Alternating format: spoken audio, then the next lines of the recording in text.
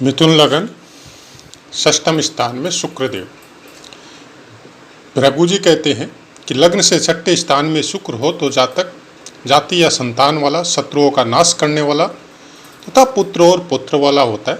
ऐसा जातक अपने धन के खर्च का बहुत ज़्यादा व्यय करता है और उसकी वजह से उसको ऋण लेने की प्रवृत्ति भी हो सकती है। कुछ मन से और तन से भी कुछ विशेष अलग कुछ उसके अंदर होता है।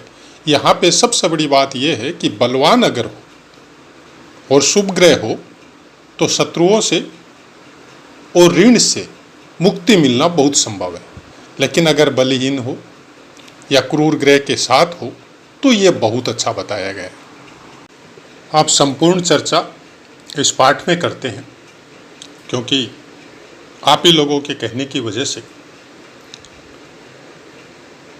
एक अलग तरीका हमने बना दिया है कि केवल वही बातें जो पुस्तकों के द्वारा बताई जाती है उसके लिए एक शॉर्ट वीडियो, और उसके बाद में जब हम लोग संपूर्ण चर्चा करते हैं उसके साथ भी फर्स्ट में उसको ज्वाइन कर दिया जाता है, जॉइंट आपस में जोड़ दिया जाता है। और वो पार्ट जिनको केवल पुस्तकों की बातें ही सुननी है। अच्छा, पुस्तकों में भी कुछ ऐसी बातें हैं कि भृगु जी कुछ और लिखते हैं, दुंडीराज कुछ और लिखते हैं, बैद्यनाथ जी कुछ और लिखते हैं, तो उनको एक साथ तारतम्य बिठा के बोलना बहुत मुश्किल होता है। तो हम प्रायकर भृगु जी की लिखी हुई पुस्तक के अनुसार ही बोलते हैं, या फिर फल दीपिका में जो लिखा हुआ है या बृहद होरा पाराशर शास्त्र में जो लिखा हुआ है उसी के अनुसार कुछ बताने की कोशिश करते हैं शॉर्ट वीडियो में। लेकिन संपूर्ण चर्चा में सब चीज़ों को स्थान देते हैं, इवन अभ्यास को भी देते हैं। और हमने क्या देखा वो भी सम्मिलित करके आपको बताने की कोशिश करते हैं, जिससे उस जगह का या उस ग्रह से कनेक्टेड, उस लग्न से कनेक्टेड आपका वो कॉन्सेप्ट क्लियर हो सके।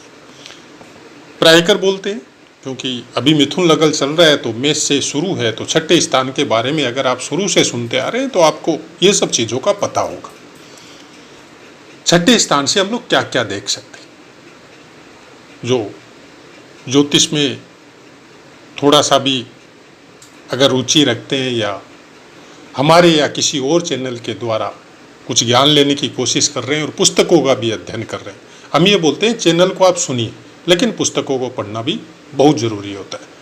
तो उसी के अनुसार छठे स्थान से हम लोग रोग, विघ्न, लड़ाई, मामा मतलब माता का भाई, और शरीर के किसी भी अंग में सूजन, उग्र कर्म में आपके तांत्रिक अनुष्ठान वगैरह सब आ जाते हैं, पागलपन, फोड़ा फुंसी, कंजूसी, बीमारी या विष से संबंधित। विष कौन सा? आपका बाहरी विष भी हो सकता है और खान पान से कनेक्टेड कोई विष भी हो सकता है, तो वो कैसे होता है तो उसकी भी आगे चर्चा करेंगे। मानसिक व्यथा, बहुत से लोगों से शत्रुता, डर हो, लाभ हो, परिश्रम हो और कंपटीशन हो, और निंदा या निंदा करने वाला, तो ये सब चीज़ें और भी बहुत सी चीज़ें हम लोग प्रायकर छठे स्थान से देखते हैं। लेकिन शायद बहुत सी पुस्तकों में ऐसे भी पढ़ते हैं कि जब कोई भी ग्रह, शुभ ग्रह, छठे, आठवें या द्वादश, तीनों स्थान लगन के लिए कुछ अच्छे नहीं बताए जाते, और इन तीनों में कोई अगर शुभ ग्रह हो तो जाहिर सी बात है कि शुभ ग्रह उसके पावर को और बढ़ाते, तो वो और बढ़ जाएगा। कैसे? जैसे बीमारी पीछा नहीं छोड़ेगी, जैसे कर्जा पीछा नहीं छोड़ेगा, मतलब कर्जा भी बढ़ेगा, बीमारी भी बढ़ेगी, तो जाहिर सी बात है कंपटीशन का लेवल भी बढ़ेगा। तो बहुत सी चीज़ों को मिक्स करके हम लोगों को अच्छी और बुरी दोनों चीज़ों को समझना पड़ेगा। तो क्या करें उसके विषय में किस तरह से हम लोग जानें। तो जब हम लोग बात करते हैं शुक्रदेव की, शुक्रदेव अपने अनुसार जब फल देने के लिए आएंगे तो सबसे पहले फल वो देंगे जिस स्थान में वो बैठे हुए। उस स्थान के फलों को जानने की जब हम लोग कोशिश करते हैं तो शुक्रदेव की यहाँ पे वृश्चिक राशि में विराजमान होते हैं। वृश्चिक राशि मंगल देव की है, जाहिर सी बात है यहाँ के फलों को समझना बहुत मुश्किल होगा, क्योंकि छुपे हुए शत्रु, गुप्त बातें, तंत्र मंत्र या गुप्त स्थानों में पीड़ा, शत्रु भी जो रहेंगे वो बहुत छुपे हुए रहेंगे, जल्दी से उनको समझना बहुत मुश्किल है। काम सुख के प्रति भी ज़्यादा आप उत्साहित हो सकते हैं। यहाँ से आपके 12वें स्थान अपनी राशि वृष राशि को देखेंगे। विदेश गमन हो, बहुत तरह के भोगों की प्राप्ति हो और भोगों के संबंध में खर्चा भी अनियंत्रित हो, जिसकी वजह से आपको कर्जा भी लेना पड़ सके। तो वैसी कुछ चीज़ें यहाँ पे हम लोगों को, अगर मिथुन लग्न में शुक्र देव के फलों को जानना है तो उसके विषय में हम लोगों को सोचना पड़ेगा। अब दूसरा स्थान इनका तुला है, जो पंचम स्थान में इनकी तुला राशि आएगी और पंचम स्थान से ये द्वितीय स्थान में प्लेस करेंगे आपके, तो पंचम स्थान से संबंधित फल बहुत अच्छे हो जाएंगे और पंचम के ज्ञान के द्वारा आप धन कमाएंगे। धन का व्यय कहाँ करेंगे, वो बाकी ग्रह और इनके अनुसार जो हमने पहले बताया वो चीज़ें हो सकती। लेकिन ओवरऑल कुंडली को जब आप देखेंगे कि शुक्र देव के ऊपर किसी क्रूर या पाप ग्रह की दृष्टि आ रही है, बहुत अच्छा फल हो जाएगा, क्योंकि फिर यहाँ के फलों में पूरी तरह परिवर्तन आ जाएगा। छठे और द्वादश दोनों स्थानों में परिवर्तन आएगा, आपके पंचम और द्वादश दोनों स्थानों में परिवर्तन आएगा। कारक स्वभाव के हिसाब से जाने तो स्त्री या पुरुष में अलग अलग होता है शुक्र और गुरु सप्तम स्थान में, और काल पुरुष की कुंडली अनुसार अगर देखें तो दूसरे स्थान का स्वामित्व और 7वें स्थान का स्वामित्व रहता है। तो इनके फलों को भी करेगा शुक्रदेव यहाँ पे बैठ के। जब बात करें नक्षत्रों की तो विशाखा नक्षत्र का चतुर्थ चरण और अनुराधा नक्षत्र के चारों चरण और ज्येष्ठा नक्षत्र के चारों चरण वृश्चिक राशि में आएंगे। अब कौन से नक्षत्र में आपका विराजमान है उसके अनुसार फलों में और ज़्यादा परिवर्तन आएगा।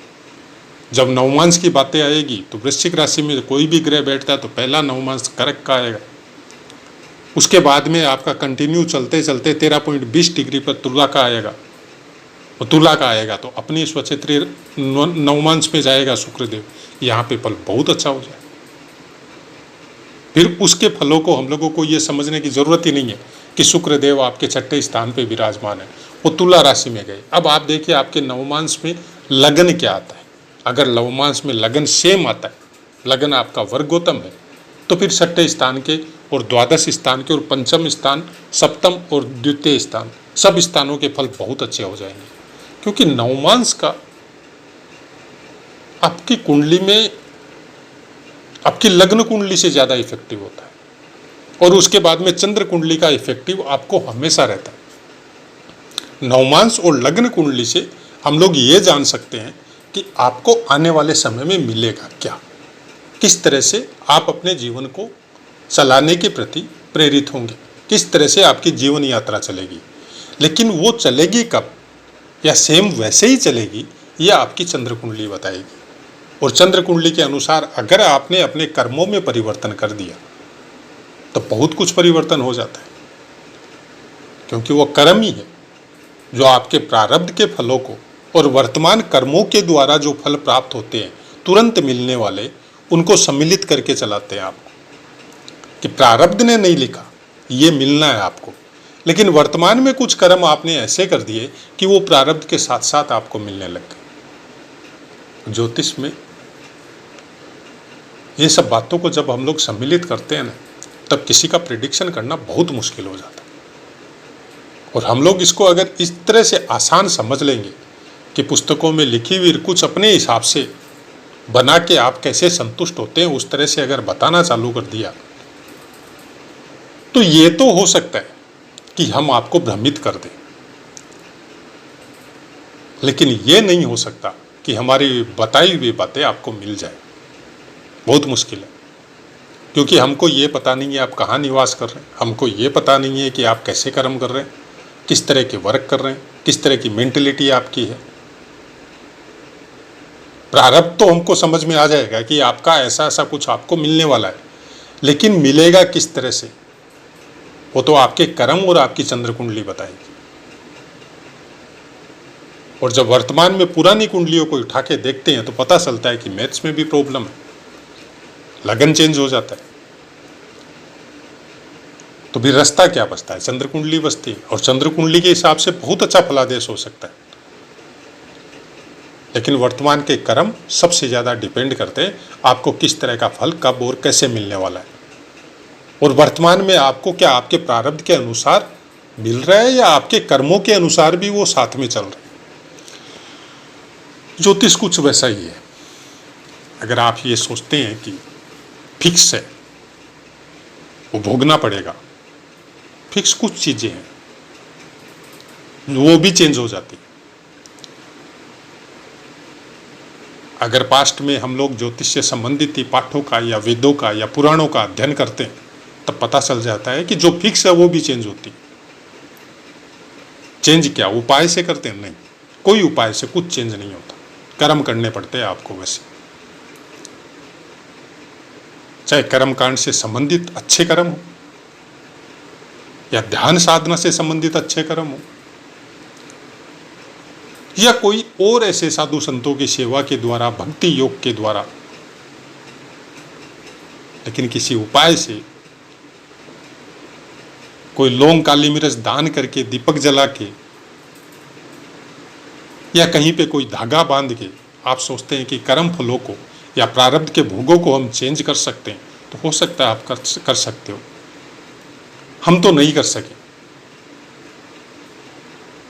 हमारे साथ या हमारे अंदर ऐसा कोई ज्ञान भी नहीं है कि ऐसा कोई उपाय आपको बता सके जिसकी वजह से आप भ्रमित हो, क्योंकि हम आपको भ्रमित करेंगे तो फिर उसके साथ साथ हम भी होंगे।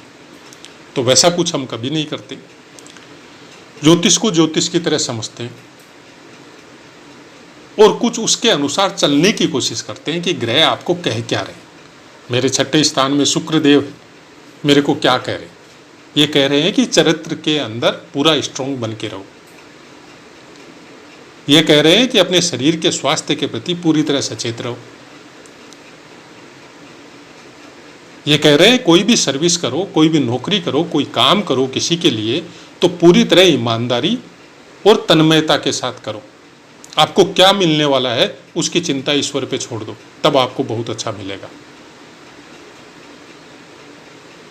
हमारी तरफ से ऐसे उपाय होते हैं, ऐसे चलने की प्रेरणा देने की कोशिश करते हैं आप। हाँ, लगन के अनुसार फल चेंज होते हैं। दृष्टि का बहुत महत्व है। अगर शनि की दृष्टि आ रही है तो कुछ करने की जरूरत ही नहीं है। यहां पे शुक्रदेव का फल फिर बहुत अच्छा आता है। अगर गुरुदेव की दृष्टि आ रही है तो फिर थोड़ा सोचना पड़ेगा, क्योंकि फिर नवमांसकार चंद्र कुंडली का बहुत ज्यादा अध्ययन करना पड़ेगा। तो वैसा ही कुछ है ज्योतिष में हमारा समझने और समझाने का तरीका। एक किसी पाठ या एक किसी लग्न के अनुसार पाठ से कभी कोई अध्ययन नहीं करता। विभिन्न तरह की कुंडलियां बनती है। सूक्ष्म से सूक्ष्म अध्ययन करने के लिए बहुत सी वर्ग कुंडलियां हैं, और उसके बाद में अष्टक वर्ग है। तो इतना आसान नहीं है किसी चीज को समझना या बताना। लेकिन हाँ, इतना जरूर है कि आप सोचने के लिए मजबूर हो जाते हैं कि ऐसा फल अगर मिल रहा है तो हम इसको कैसे ठीक कर सकते हैं। तो फिर आपके अंदर एक अलग से ऊर्जा का निर्माण होता है और कुछ दिनचर्या में आपका ऑटोमेटिक परिवर्तन होता है। किसी को बताने की जरूरत नहीं पड़ती। और अगर वो नहीं हो रहा है तो शायद ज्योतिष सीखने का लेवल आपका सही दिशा में नहीं जा रहा है। हमारा तो इतना ही कहना है। बाकी आप सबको अपनी बुद्धि है, क्योंकि हम इतना कोई प्रकांड विद्वान नहीं है। बहुत गहरा समुद्र है। इसके अंदर अगर हम लोग सोचें कि पूरी तरह हम लोगों को ज्ञान प्राप्त हो गया तो ये कुछ हमारे लिए तो ठीक नहीं है। हम इस तरह से कभी अपने आप को नहीं सोचते। अब अपनी वाणी को विराम देते हैं, आपसे आज्ञा लेते हैं। जय माता।